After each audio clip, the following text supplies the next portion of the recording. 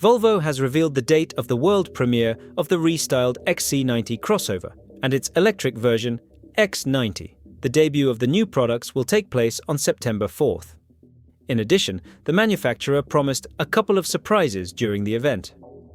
According to preliminary data, the updated XC90 will be equipped with a hybrid power plant.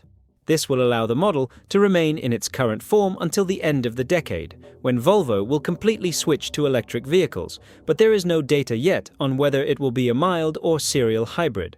It is possible that in the future, the Swedes will apply the same strategy of greening the model range with other models equipped with traditional internal combustion engines.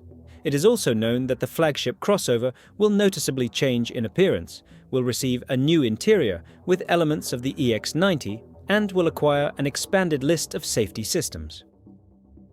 Earlier, Volvo did not rule out that they could adjust their plans to completely abandon gasoline engines by 2030. The brand's management admits that internal combustion engines may remain in the lineup later, but as part of hybrid power plants.